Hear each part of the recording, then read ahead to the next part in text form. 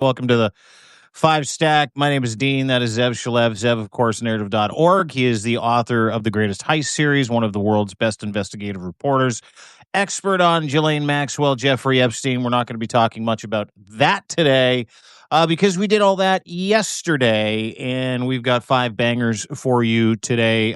My apologies again for the start of this, coming a little late. I was doing everybody else's shit this morning. You ever get into those modes where you want to sit down, you want to get to work? With me, it's writing, planning, doing some brand work for other people. Yeah. In the cannabis business a little bit as well. And I did nothing on my schedule today. I did absolutely nothing on my schedule. But you did other people's things, so that's good. I spent from 9 o'clock in the morning until 2:30 in the afternoon doing other people's shit. OPS. And listen, I've got a great family. There is nothing I hate more. Hi from Stockholm, Charlotta Jensen. Nice to see you. Hi, everybody. Hi, Wolfgang. Sup, fellas. Constitutional Patriot. Nice to see you. Come on in. We got a couple hundred people in already just listening to me yammer. But they can all relate with this because they're smart people. Yeah. Only smart people who are driven to go and do their jobs, that sink their teeth into stuff. And they're all on our Substack because if you're here, that means you're not paying attention to anybody else's bullshit, and we love you for it. So y'all can identify with this. Hi from Kathy from Austin, Texas. Great to see you. Other people's shit. Other people's shit. OPS. Nothing makes me angrier at the age of 52 than spending what little time I have left doing OPS. Nothing. To the point where I become so selfish. It's like, hey, Dad, can you? No, I can't. Why not? Well, I'm busy. Because I've been doing OPS for the last 25 years with 3 men. That's not being selfish. That's being there for yourself. You know, that's what Oprah would say. She would say, you're there for yourself. You can't be ready for other people until you're there fully for yourself. So if you're fully together and you've meditated and you've present in your moment, only then can you serve other people. Well, today I wanted to serve nobody but myself, and I didn't do anything. Hi, Ellie. Nice to see you. I didn't do anything other than OPS. So everybody, take your time. Do your own stuff. Don't get angry like me. Don't flip out like me. Just get busy doing your own shit. And when someone says, hey, can you help me? Hey, can you do this? Hey, can you go get beats? Hey, can you do that? Hey, can you just say no. Just say no. Tell them to take the monkey off your back. The monkey off your back. Yeah. Oh, it's a monkey, all right. It's your monkey. It's your monkey. You take that monkey down the street, take him for a walk. Yeah. I'm not into OPS with your monkeys anymore. Yeah, exactly. Take your monkey away and leave me. Get rid of the monkey. Anyway, great to see you. We've got a busy show for you today. Sorry to rant off the start.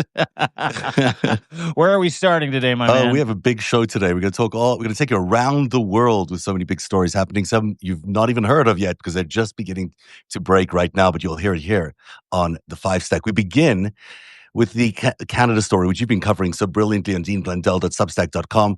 Prime Minister Carney just completed a diplomatic blitz through Kyiv, Warsaw, Berlin, and Riga, locking in $2 billion in military aid to Ukraine, critical minerals deals with Germany, defense agreements with Poland, and extending Canada's NATO brigade in Latvia until 2029. The tour positions Canada as Europe's go-to partner for resources and security while explicitly shutting out Trump's America. But what we really are seeing is a shifting of the balance of power in the world. Everyone is moving. The United States is no longer on its own. It's no longer part of the free world. It's now joining Russia. What does this all mean? What's happening? Well, I'll tell you what it means. It means that Trump has abdicated America's responsibility to be the world police. Trump has abdicated America's responsibility to be the shining city on the hill. Trump has attacked all the people that Mark Carney has paid the entire week's visit to. And he's rolled them all up. Mark Carney is very fucking smart. Since becoming the prime minister, and again, I repeat, fucking thank God he's our prime minister. Since becoming our prime minister, this man has relentlessly met with leaders from different communities in Canada to make the vision of this energy corridor, retooling our military, retooling our energy supply, making sure that we can retool ports that have been out of business, fixing railroads, fixing rail lines, getting a procurement office up in place. So he's done all the work here to prepare the way for what he's doing right now. And what he's doing now, and it started this week, with a legendary announcement in Ukraine, $2 billion in immediate aid, drones, armor, medical aid, training, whatever they need. And it's right now, no strings attached, no questions asked, no one has to pay. We're just going to be involved in the rebuild because it's what Canada does. We live by values, virtues, and we're a country full of fucking beautiful character. And Mark Carney exudes that. And what Mark Carney did is, after he dropped $2 billion there, he zipped over to Warsaw, Poland, and met with Mr. Tusk. And he conducted a comprehensive review of our pending agreement with them, which he signed. The agreement includes raw materials, steel, energy, liquid natural gas, and another extended security package with Ukraine, for Ukraine, and working with Poland to have a reciprocal military and security deal, meaning you get in trouble, we'll be there. We get in trouble, you're going to come here. Beautiful, beautiful, beautiful. So you can take Poland off of Trump's dartboard. And then you know what? I'm going to keep them there because we'll I'll tell get you to that the in next just a second. story. Yeah, we'll get to that in just a second because we got two competing factions of the Polish government, which we'll talk about. So then you've got, then he went to Germany, wrapped up a historic deal with Friedrich Merz, the new chancellor of Germany, where we're going to be giving them all the raw materials they need, all the steel they need, all the steel Trump is tariffed, all of it. Whatever you need, we'll give it to you at market value. And Merz is like, great, we need it. We also need lithium, copper, nickel, rare earth, because, well, Germany builds pretty great cars and EVs are the future, et cetera, et cetera, et cetera. Wasn't going to get that from China, knowing the axis of evil, and those are not their allies. So we secured that deal, but a part of that deal is building and manufacturing a raw materials export package that we can regularly get to Germany, but also manufacturing German munitions, German armament. And Germany makes incredible war machinery. They really, really do. They have some of the most cutting edge technology. They're smart, and they've committed something like 10% of their GDP to rebuilding and rearming. And so Canada is involved in that. That deal was done.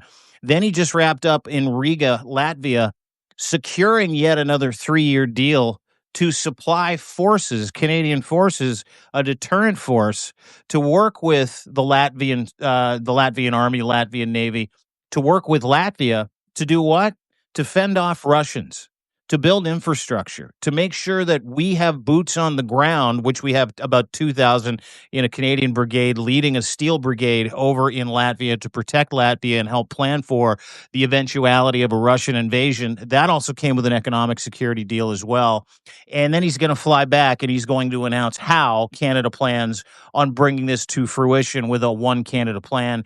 It is truly, absolutely some of the most quietly stunning security work, economic work, diplomatic work it that sounds like any Biden. prime minister has ever done, and he's laying it on the table while Donald Trump talks about grass, steals FIFA trophies, and rots in the Oval Office, saying the most ridiculous shit. Canada is motoring past Trump's America, and we're just filling the void, collecting partnerships that he has absolutely dusted over the past 7 years. I couldn't be more fucking proud of this country. How passionate you are on this story, because you really are, into it. But let me just throw a couple of things in here. So Carney is achieving a lot. He reminds me a lot of what Biden is like, very quiet and stealth-like, did a lot of good work diplomatically, what I used to call diplomatic jiu-jitsu. That is basically what Carney is very good at, very quietly shifting the world.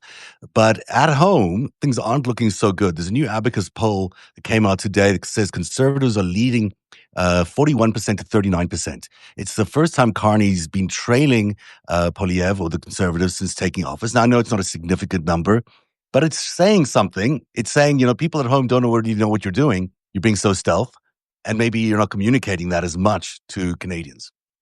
I'm really glad you brought that up, and this is a sticky wicket for me because the guy that owns Abacus is a dude named David Coletto. Yeah, don't you go there.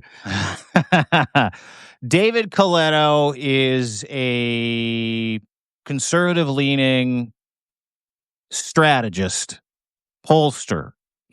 We have several polls: Nanos, Ecos, Ipsos, Angus Reid, Abacus. There are others, 338. There are a few outliers. But about a week ago, I'm going to get in trouble for saying this because Coletto actually threatened to sue some people this week over it. He put out numbers that you can't even qualify as fucking outliers. Okay. And he said, look at that. Look at that. The conservatives are up by 2 points. Nanos, Ipsos, Ecos, Angus Reid, and by the way, Angus is a serious conservative guy too. Every major other poll, every single one, has Trump up. Sorry, not Trump. Carney up by at least 12 to 15 points. The Liberals at least 12 to 15 points over the Conservatives. And poor Mr. Coletto, maybe he's got research that nobody else is entitled to. Maybe his sample was a little off. I don't know. And I'm not saying he fudged it. Yeah. I'm not saying it's disinformation or misinformation for the purposes of injecting his business model or helping into the atmosphere or helping Pierre Poilievre and the Conservatives. I'm not saying that at all. What I'm saying is when 12 other research firms are within a 1-point margin of error of each other and they're all saying the same thing, and someone comes out with a fucking poll and he flips it around. Yeah. Yes, I can. Yes, I can. Okay, you can blame the polls. You can blame the polls, the polling companies if you want. But there is a sense, I will say this is true for the United States, it's true for Canada. There's a lot shifting in the world stage and people don't really appreciate it or understand what's happening. Domestically is what people think about. You know, their pocketbooks is what people think about. They don't think about, is Ukraine being shifted from one country to another country? Are the alliances of the world shifting? They think about, hey, can I afford my food this month? Can I afford my groceries this month? Can I actually plan that trip that I want to take with my kids? Can I upgrade my car? Can I do all these kinds of things that are just going to make my life better? And while the world is shifting in many, many ways, you know, Trump is still maintaining a decent, but low approval rating, but it's still, even while he's militarizing cities, you know, he's convincing people that is good for them because they're beautifying the cities and they're removing the homeless people. They may even reduce the crime rate. Therefore, of course, it's natural that we would like to have military in the streets. So I don't know if it's okay. I mean, sure, you can blame polling companies, but sentiment-wise, I get the sense that there are two stories going on. There's the global story of the world realignment, preparing for a world war, and then there's the domestic stories in both of these countries, which is much more about what people can see right in front of their eyes. And that is still taking center stage for most people. Yeah, listen, I don't disagree. I think that is a very wise statement, but I'm just going to show you a picture, and then we'll go on from there, okay? This is just on my computer screen. You can see Abacus at the top, having Conservatives up by 2 points. Yeah. And then you've got Nanos, Liaison. So what are the polls on those? Leger, Nanos, Palace. The Liberals are up by at least 10 to 15 in each one of those. In each one of those, okay. Yeah, with the exception of Abacus's latest beauty. And listen, this is going to come across as shitty because Frank Graves from Ecos is a good buddy of mine. He's a great guy. But it is impossible for me to imagine that someone like David Coletto or Angus Reid, who got in trouble last year by launching a series of ridiculous fucking gaslighting tweets about Trudeau that were entirely untrue, proceeded to delete his account. And Angus Reid would be maybe the most heralded pollster in Canada. Right. It is impossible for pollsters to remove their bias. It is impossible for pollsters connected to every single political party to put out absolutely unvarnished numbers ever. You heard what Donald Trump said on Rogan about polls. Remember that? Or he's like, what about the polls? You're down the polls. He goes, polls don't matter. You give someone, $5,000, you say do a poll, you get whatever poll you want. I believe that largely to be true this day. And it's going to get me in trouble even just saying that. Because I believe polls, by and large, are pretty accurate when you aggregate all of them. So if you aggregate all of them and you put Mr. Coletto's Abacus poll in there that says, well, people are coming back to the Conservatives. It can't be true. It's not fucking true. And here's the other thing. And I really want everybody to pay attention to this. Yeah. Approval ratings, right? Carney versus Maple Maggot Pierre Poilievre. 100% Carney's way ahead of that. 68%. He has the highest approval rating of any prime minister at this stage of his time in office than any prime minister in the history of this beautiful, great, free, beer-drinking, poutine-eating, baby-saving, women-protecting, lumberjack-chopping country.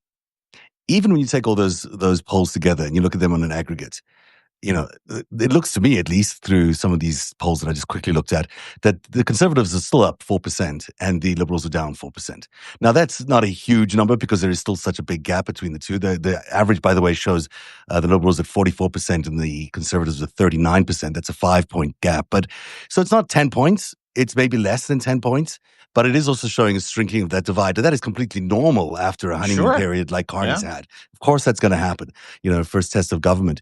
But it is happening. And let's be serious. Worthy of noting, because I think the communication piece of it hasn't happened. The vision hasn't happened yet from Carney. And I hope he has time to do that on his return from Europe. And listen, that is an entirely saleable point, is when do we get shovels in the ground? When do we start seeing earth movers clear track for this energy corridor? When do we start seeing shipyards being rebuilt? Yeah. He's been the prime minister for what, 3-4 months now? Mm-hmm. 3-4 months? Yeah. He has cleared the path, secured the deals, going back to the original premise of our conversation. And my understanding from people in Carney's orbit is it's shovels in the ground by September.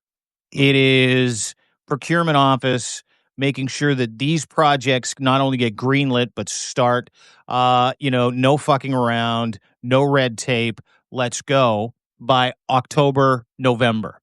And this is a very, very different project that Canada has ever taken on. It is earth-changing. It is, from the energy corridors to the security agreements to rebuilding Canada's military, at the same time building drone factories, coming up with strategy, working with other countries. It's brilliant. It's not something that you can do overnight. And here's the catch, is all the anger that you hear that moves those polls is from these maple maggots and these trolls and Russia and MAGA going, he can't do it, he's no good, look what he did. Like, conservatives are angry if Canada institutes tariffs on the United States.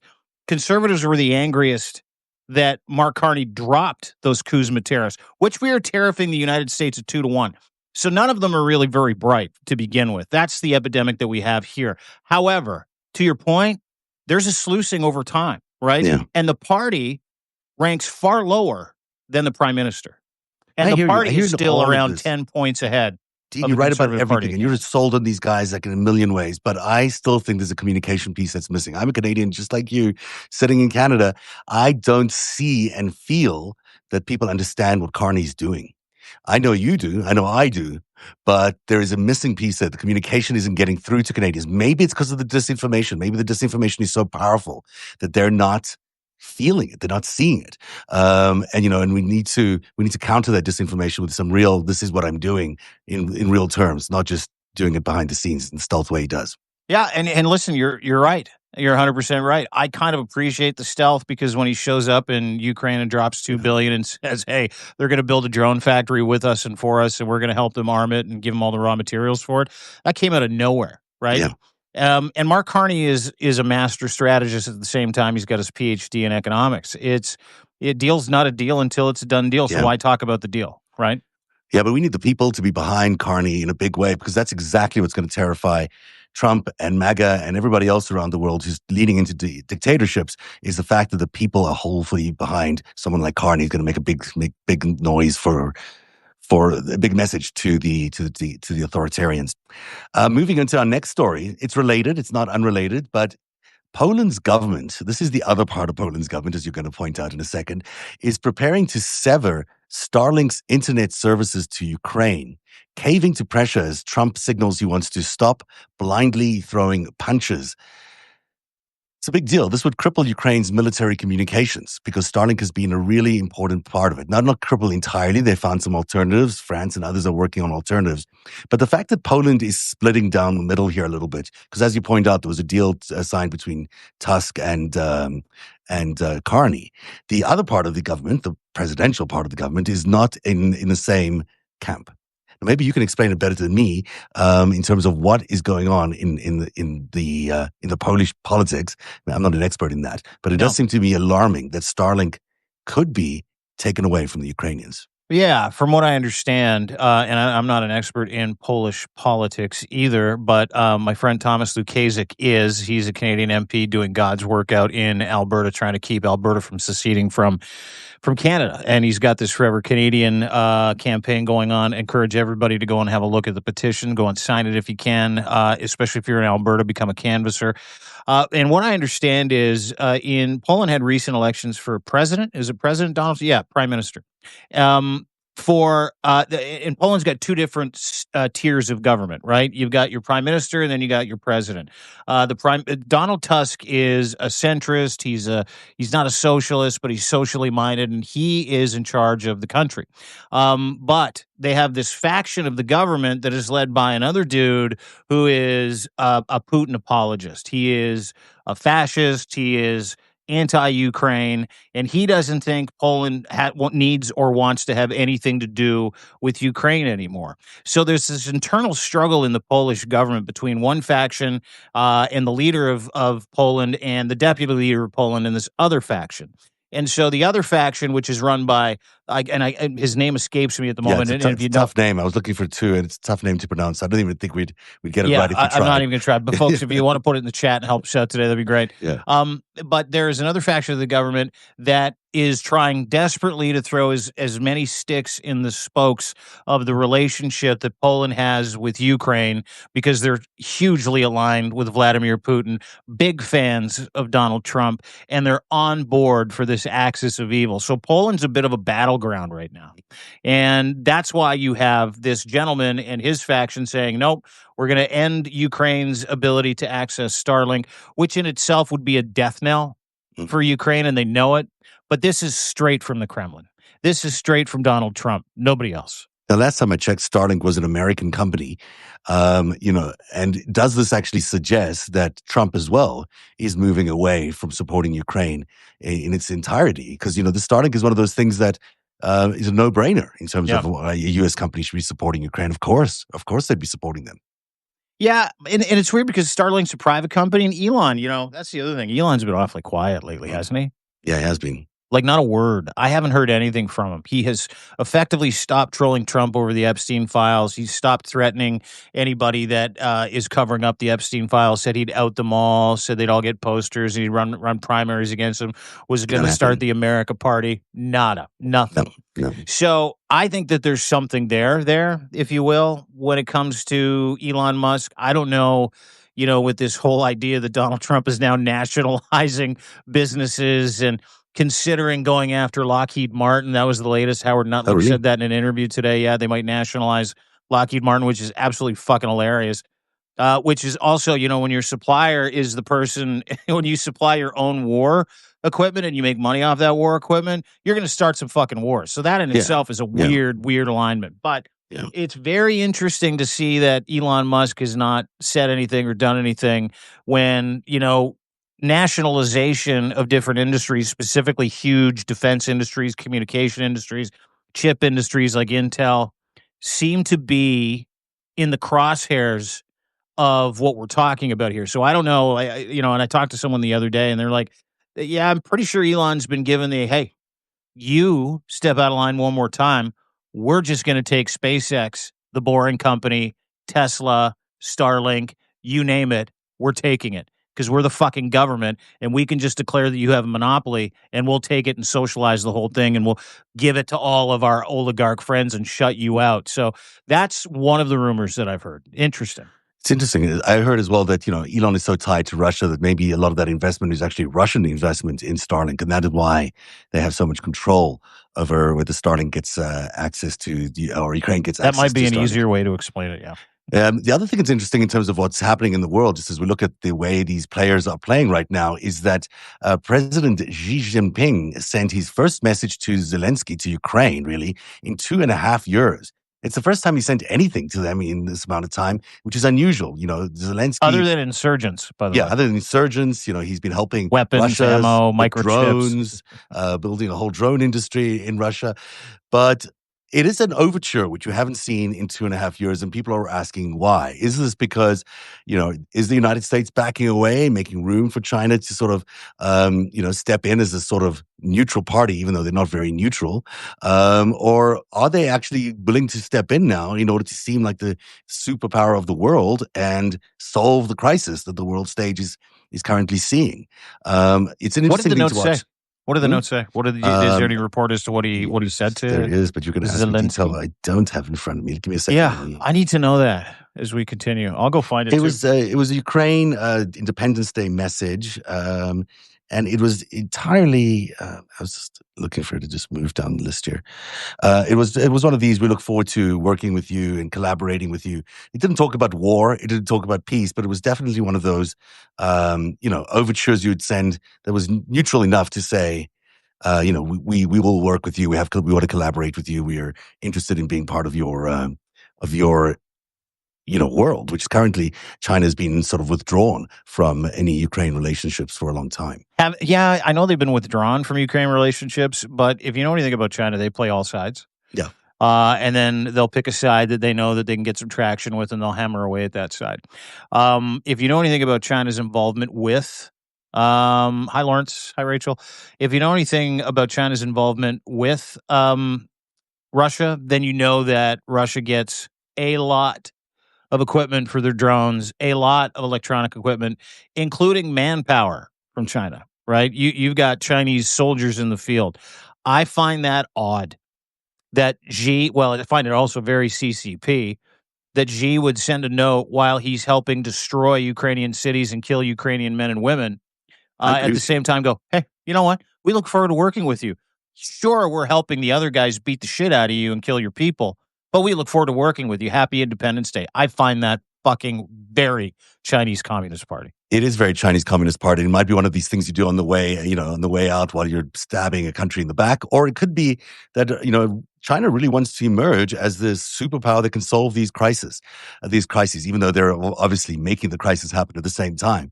But it is true. If China decided to step away from their support of Russia, that war would be over in a second. It's really because of China that this war continues day in and day out, because they're supporting Russia right now. Yeah, they buy a shitload of oil from Russia. Plus the drone technology and all the other Yeah. stuff that they send them. I mean, it's Absolutely. and soldiers as well, as we found out recently.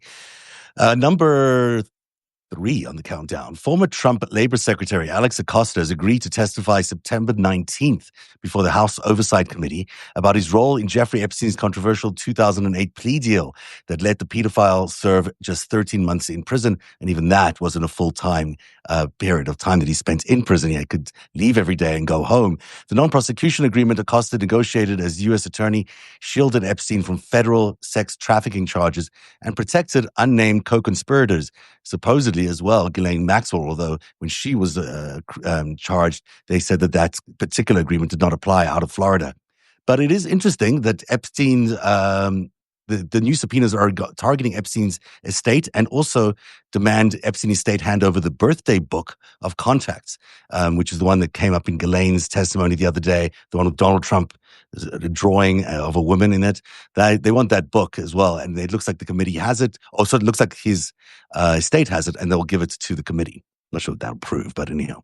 Yeah. I don't know what any of that proves. Costa's going to lie. Costa's going to fudge. He's a Trump acolyte. He's never going to come out there and say, I explain what he meant by espionage. He's never going to explain that. He'll just say, that's what I was told, or, and that was all I can say. Yeah. Yeah. I mean, the interview with Ghislaine Maxwell, it's still, doesn't just bother me. I think about it a lot. I think about the who's, the what's, the whys. Think about how she said what she said, when she said it, who she said it about. And you think about the leading questions that Todd Blanche asked her. You think about, the questions about, whether or not Jeffrey Epstein killed himself, and Todd Blanche pushed back to go, well, no, he totally killed himself, right? And you got to wonder if this is one of those setups to absolve Trump yet again. And is Alex Acosta going to lie? Sure. Of fucking course Alex Acosta is going to lie. So from Jump Street, I think you can remove the premise that they're bringing in Alex Acosta to sing about the Epstein files. specifically when he's a Trump acolyte. He's a major maggot, and he has everything to lose by telling the truth. So when he shows up, I fully expect him to catch a really solid case of Maxwell's sudden amnesia. I don't know. I can't remember. I'm not too sure. When he shows up, I fully expect him to say, this unfortunately, I can't answer that question, and to tilt the table towards that whole narrative that Maxwell started about Trump. No, I've never seen him do it. I didn't see anything in it because we still don't have the fucking files. Like, that's the dance, right? The dance is, how can we grab as many people to look like we're trying to get to the bottom of it, that instead of getting to the bottom of it, they'll just continue to support the narrative that you did nothing, sir. Yeah, and I think what Acosta might do is try to turn the tables and blame it all on the Democrats. Find a way to either blame Robert Mueller, who's the FBI director at the time, if I'm not mistaken, or something else like that. Where he can say it's not our guys that did this deal. It was, the FBI, or it was the Attorney General. You name it. They'll find any other reasons to blame somebody else for this. Then ultimately take responsibility for himself, or admit that what he was told was that it was an espionage case and he shouldn't touch it, which is what happened. It is the ultimate truth. But he can't say that because he's got to tell us who the espionage was, or who the agency was who said that. Number two, Illinois Governor J.B. Pritzker went nuclear on Trump today, calling his threat to deploy troops to Chicago unconstitutional, illegal, and a dangerous power grab, with Chicago homicides and property crimes actually down in 2025. Pritzker exposed Trump's military threat as pure political theater. Trump responded with personal attacks about Pritzker's appearance while signing an executive order creating National Guard. This is important. Specialized units, by the way, for cities, and rapid response to quell any civilian violence or uprisings that might happen in the future. I mean, they really are concerned about where we're heading. And so they're building a framework for that.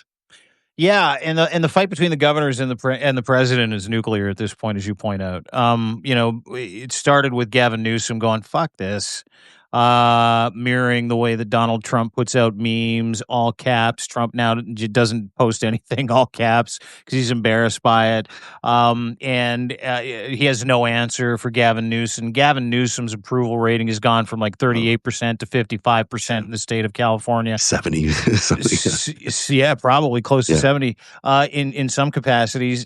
Add J.B. Pritzker to that heroes list, by the way, of governors that are willing to go, nah. J.B. Pritzker stood up at the stump after Trump said, J.B. Pritzker sucks, place is full of crime. I don't know if you saw Trump in the Oval Office. He was all-world dementia diaper Donnie yesterday, going, there's crime, there's murder, you're getting murdered, you're murdered, you're getting murdered, everybody gets murdered. J.B. Pritzker stood there, and he's like, listen, if you hurt one Illinoisan, there is no place you will be able to hide from me, and no length of time it'll take for me to exact retribution. You are not welcome here. Do not come here. And it wasn't just J.B. Pritzker. It was city councilors. It was state officials. It was clergy from the Catholic Church at the direction of Pope Leo, a Chicagoan, by the way, to say, no, not in Chicago. And if you know anything about Chicago's crime rate now that Lori Lightfoot's gone, down 30, 40% in different capacities, murders, violent crimes down 25, 30%. They're doing a very good job of making the city safer, and in no way does Chicago need a police state, like in no way does California or D.C. need a police state. This is political fucking theater, and Pritzker knows this. And the personal attacks, I thought, were really fascinating because Donald Trump himself is dying. Donald Trump is rotting in front of us. Donald Trump is a fat, gooey, old, decrepit, rotting fucking disaster of a piece of skin at this point. And you know what he said? He goes, yeah, J.B. Pritzker, he sucks. He's the worst. He's a crook. He's fat. He's a fucking slob. You should get in the gym. And I wonder every time he insults someone and he knows he can't insult Gavin Newsom because Gavin Newsom looks like a fucking middle-aged Adonis. And he's a communications expert. He's a legal expert. He's been an incredible governor of the state for California for 20 years. And he's absolutely fucking petrified of Gavin Newsom. But he knows He knows that J.B. Pritzker is overweight. And so what Donald Trump does when he doesn't have any ammunition is he launches pejoratives, name calls, and gets personal. Pritzker yesterday on a water taxi when he was leaving, he's like, listen, about the weight stuff, has he looked at himself? That man is not in good shape whatsoever either. And all he's doing is projecting how he feels about himself on me and everybody around him. Donald Trump is bankrupt of ideas of how to motivate or scare people without physical force, which is why, and you know what? These governors know that now. Yeah. And J.B. Pritzker won't be the last. Miss Hochul in New York, Wes Moore in Maryland. You're going to start seeing physical pushback on behalf of people in states where Donald Trump wants to theatrically send the National Guard in and these special response units to quell protests. But what he's trying to do is quell protests about him because people fucking hate the guy. And this is not coincidence, by the way, that the governors are governors are coordinating their efforts. In fact, there's a very good article that came out in the Existential Republic, which is Chris Armitage, who writes on Substack. And this article talks about what they're calling soft secession. And he says that this is what American federalism looks like in 2025. Democratic governors holding emergency sessions on encrypted apps, attorneys general filing lawsuits within hours of executive orders, and state legislatures quietly passing laws that amount to nullification of federal mandates. Oregon is stockpiling abortion medication in secret warehouses. Illinois is exploring digital sovereignty. California has $76 billion in reserves and is deciding how to deploy it. Three sources on these daily Zoom calls between Democratic AGs say the same phrase keeps coming up, though nobody wants to say it publicly: soft secession. So there are daily Zoom calls between AGs, happens at 8 o'clock every morning, where they're discussing how to coordinate all of this. It is interesting. California Governor Gavin Newsom called state lawmakers into a special session later this year. Well, we know all this stuff already. But what we're seeing is a concerted effort by Democratic governors and their AGs to push back. The question I have is this idea of soft secession is pretty tricky.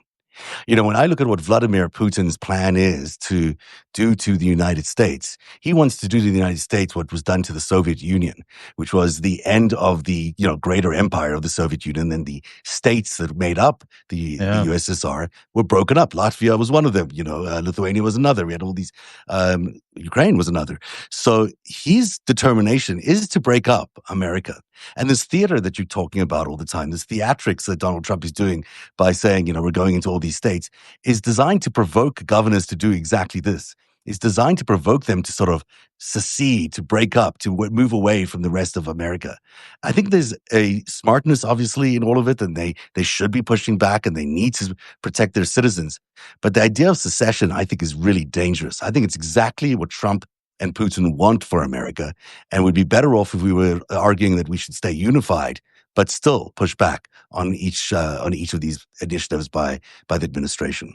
You bring up a fucking amazing point, Zev. So well said. One of the things I used to love about America was, and loved about Canada, and this has flown the coop, and is how didn't matter who was the governor of what state or the senator of what state, who the president was. They always held the person in office in the highest of esteem, right? Where, if the president wanted to do something in a state, the governor of that state would say, well, I'm looking forward to speaking with the president. And they would put their arms down and they would have a conversation in the best interest of what they were trying to accomplish. Now, there's theatrics behind that for sure, but generally speaking, it was this two-way street that was really respectful because of the office of the president and the office of the governor, right? These are highly respected, very powerful people, whether they govern federally or whether they govern via state.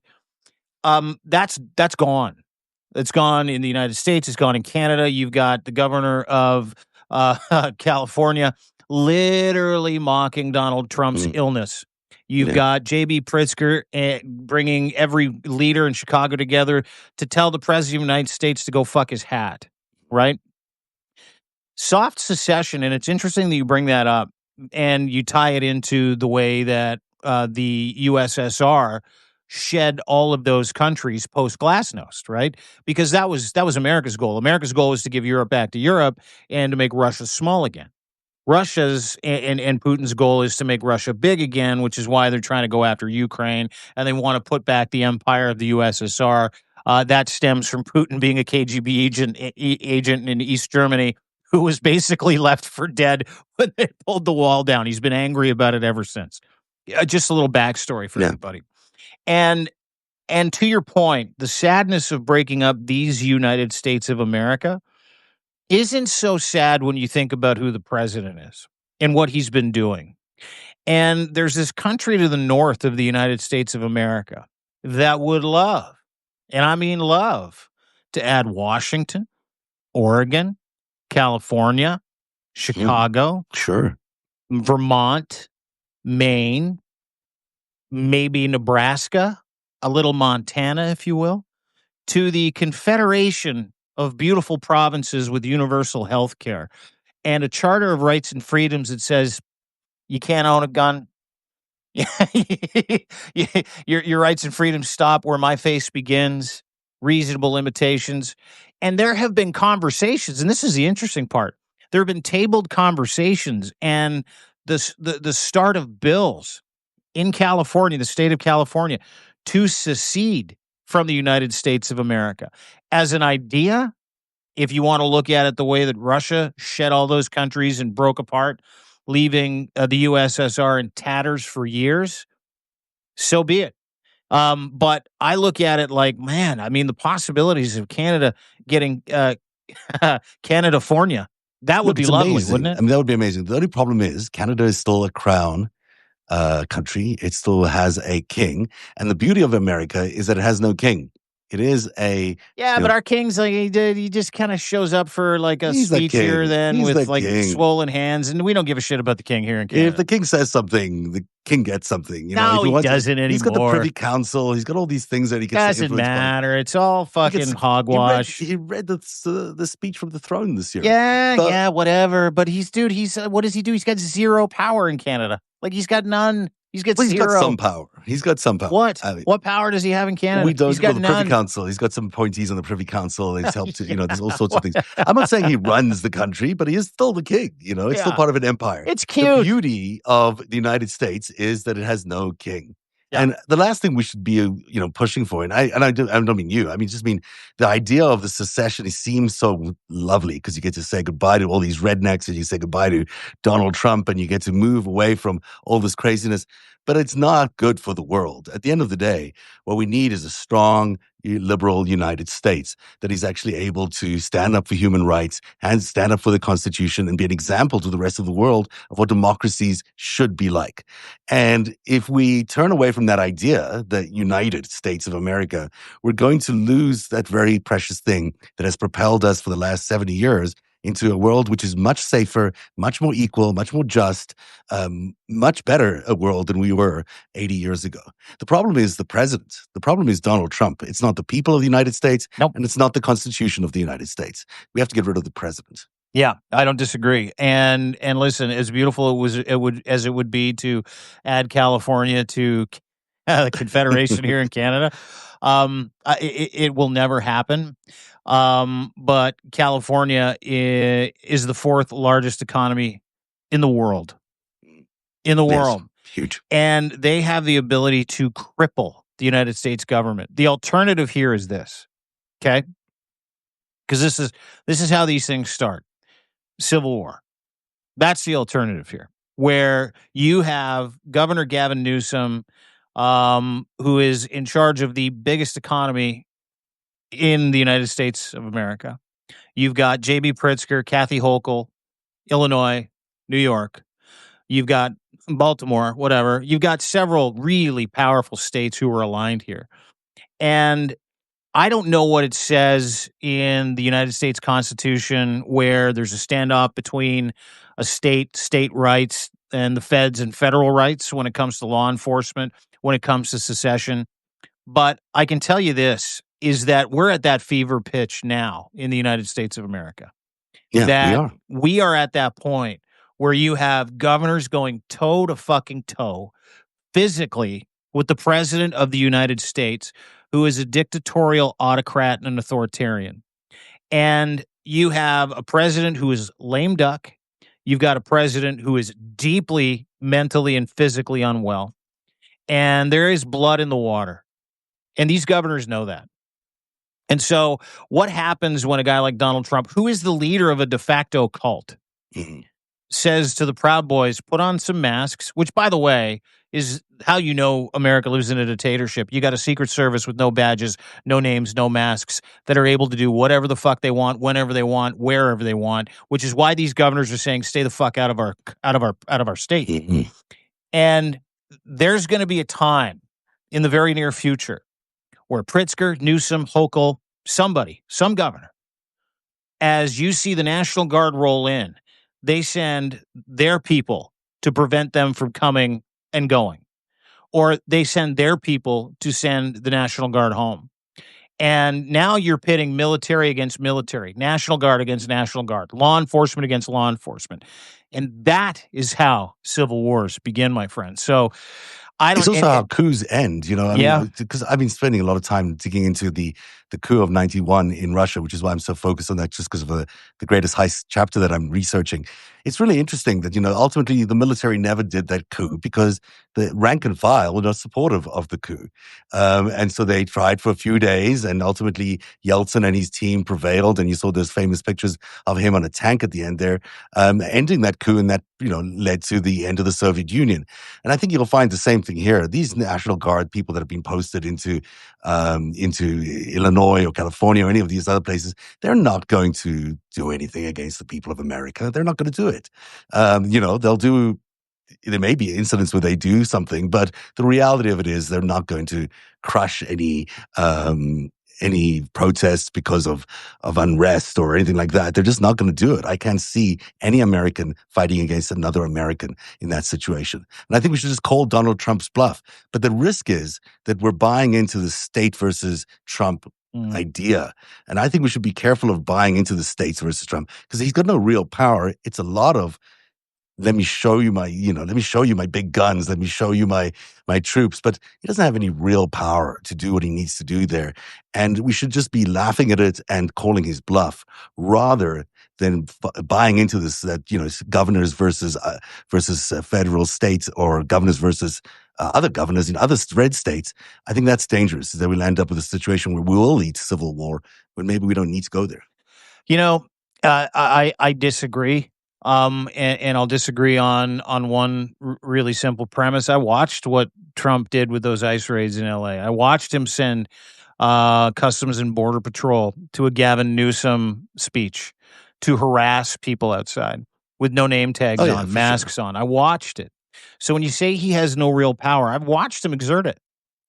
United States is watching to a large extent. It's optics. It's optics, but dude, they're snatching people off the streets in California, and they're snatching people off the streets all around the United States of America. They're disappearing people all over the fucking place. We should systematically resist every possible incursion into our state rights. Absolutely. But let's not fall into a trap of making this into a civil war. Let's not fall into a trap of making this against red states versus blue states. But hold it, dude. Like, we don't get to decide that. That's the thing. And again, like, full transparency, we're sitting in a rainy city of Toronto, Ontario, Canada, looking in from the outside, and there are 400 million guns in that country. Not here. There's 400 million guns in that country. And the reason why that Second Amendment existed was in case the government decided to go rogue and come after you, right? That's why during the days of militia, during the days prior to Civil War, where they wrote the Declaration of Independence and they said, here, this is the Second Amendment. This is to protect ourselves from government overreach and the government coming to my house to take my shit. So they said, here, everybody in the United States can own a gun. It's a God-given right. It's in our Declaration of Independence. It's one of the amendments. Okay? They don't think like us.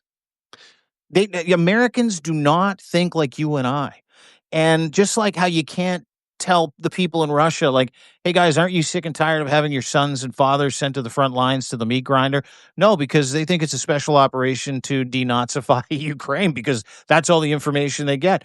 Very similar in the United States. And then you add the God-given right that every American has at the time of birth to go and get a firearm. And the purposes of that is grilled into the heads and the minds of children, whether you want to call it propaganda or not, that we have these guns to protect ourselves from them. Well, who's them? Who's them? It's a guy that is sending masked Gestapo into your house, into your place of work, into your churches, into your streets, into your playgrounds to kidnap you, to attack other governments, to make state governments and states feel less scared all the time. And there is a boiling point for those people, and it sits around the midterms, 2026, where he's going to say, hey, listen, it's too scary to go vote, so we're just going to cancel the election. Or, hey, you can go vote, but you're going to have to get past these guys first. There will be a time, and I read something the other day where an ICE agent was shot, and it was very quiet. Like, it was an ICE officer was shot. I didn't get the details, and I'm like, I fully expect there to be so many more of these news stories that come to the forefront. And I fully expect God-fearing, gun-toting, real patriots in the United States of America who know what real freedom is to say, no, no, no, no, no. You're not coming for my nanny. You're not coming for my cousin. You're not coming for me. You're not coming for my freedom or my ability to vote. Because the most important thing to Americans, number one, is freedom. Well, he's circumcising that as we speak, militarizing every city that he doesn't like, that he knows won't vote for him, because he wants to rig the next election, because he knows he's going to fucking lose. So I don't count it out. Not something I want. I want the same thing you want, which is a strong America, America that is together, that works together for the greater good, that is that shining city on the hill for the free world to be able to rally behind, that is an ally to all democratic countries across this globe, that is our old best friend, Canada's old best friend. Of course I want that back. Everybody wants it back. Everybody in the chat here wants it back. Every single person that's in this chat, that is watching this, that is commenting, whether it's Kat or Oaths Matter or JK7 or Patricia. And I know, Patricia, it's terrifying. However, this is, you can't ignore all the other standards, all the other aspects of America that make America what it is. And that hasn't been tested in 200 years. That hasn't been tested since the fucking Civil War. You're totally right about all of that, and well said. I am also saying that we shouldn't let this guy bully us into breaking up this union, that we should stay a united union, and that Democratic governors and Democratic states need to reach out to the Democrats in those red states and their citizens, their fellow citizens around America, and say, we're all being attacked. We're all having our rights taken away by this executive branch, by this regime, and we need to fight back in a united way as people against this regime. It's not about red versus blue. It's about human rights. It's about our rights. It's about liberty and equality and justice. It's about getting rid of your dictator. Yeah. Get rid of the dictator, simply put, yes. Now, that actually tied into sort of our number one story, which was all about the blue and red state divide. So I can tell you what it was, but you can tell me what it was, because on the deanblundell.substack.com. But we sort of covered that vibe a little bit, didn't we? I think we actually covered not just the vibe, we covered the whole thing. Yeah, okay. There you go. I think 2 and 1 are the same thing. Yeah, I mean, listen, I think a good place to kind of wrap this up is, and we do this daily, 3 o'clock, FiveStack. Please subscribe to Zev. Please subscribe to this if you can. Paid subscribers are always more than welcome. 50% off annual subscriptions, and never pay more. You can lock it in and never pay more than 50% of our annual subscriptions, which do go up. I think a good place to kind of to wrap this up is knowing what I saw in the Oval Office over the past 2 days, and what makes what America's going through now even more dangerous is how incredibly unwell that man is. It's how sick Donald Trump is, how mentally shattered he is, how emotionally fucked he is. I watched yesterday and today a geriatric buffoon, a man who's got nothing left in the tank, talk about wars that he's ended, talk about how the EU gave him $950 billion, which was $650 billion last week, and in no way, shape, or form is accurate. I watched him complain about the slob in Chicago, call Gavin Newsom, threaten Chris Christie. I watched him talk about how he wants to be a dictator, and a lot of people are saying in the United States they want a dictator too. I'm watching his, like Tulsi Gabbard, Pete Nutsack standing behind him, looking dour, like they are owned, like he is their master. And I have never been more afraid for the United States, but I've never been more hopeful at the same time, because at the same time, I'm seeing so many beautiful Americans join us here, share our work. I'm seeing U.S. governors come to the rescue of those United States of America. I'm seeing out of the box thinking. I'm seeing real patriots in America say, no, no, no, that's enough. And we have the power to make sure that doesn't happen here, as opposed to rolling over. And I'll end with something JB Pritzker said yesterday in his press conference. He challenged the media, the United States media, to stop sane washing Trumpism, stop sane washing authoritarianism as an idea to clean up DC or Chicago. I watched him beg mainstream media to hold him to account.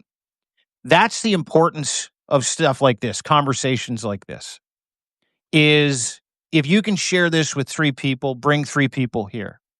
If you can share JB Pritzker's comments, if you can share Gavin Newsom's tweets, and by the way, Camille Zapata is his social media manager. She is fucking awesome. I really did. She's killing Donald Trump right now, and he hates it. I read about it. her. She's great. She's phenomenal. 29 years old. Yeah. She's just a fucking hawk. I love her. Yeah. This is the resistance. Pockets of it that come together and grow together. So please do us a favor. Make sure you join the resistance. We're like the fucking Rebel Alliance for Democracy here in Canada and the United States. Please support truth tellers. Please support people like us, Midas, Lev, Cohen, Vicky Ward. Please, please, please continue to share this information with as many people as humanly possible. I'm not trying to scare the shit out of the United States. I want our best friends back.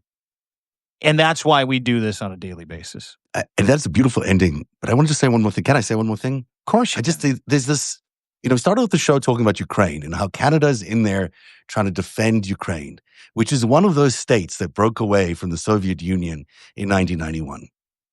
And now we're talking about states here in America wanting to potentially break away from America. And the thing is, everything's in reverse here, of course, because what the Soviet Union was worthy of destruction, the United States is not worthy of destruction. And what Vladimir Putin and Donald Trump are trying to do to America is what America did to Russia or to the Soviet Union way back when. But it's because communism was failing. It wasn't because it needed to just end. That empire had good reason for ending. Our empire does not have good reason for ending. And I think it's important that that defense of Ukraine is the same as the defense of the blue states, is the same as the defense of the red states. It's the defense of American values and American rights, which is what we ultimately stand for and which we all universally agree with. And once we harness that, we'll be able to defeat this menace that's in Washington, D.C. right now. Well said, my friend. Great way to wrap it up. Yeah. All right. That's the show today. Dean Blundell, Substack.com. And narrative.org, NARATIV.org. We both have 50% off our annual subscriptions right now. Check it out. We'll be back tomorrow at 3:00. Have a great day, everybody. Bye, guys.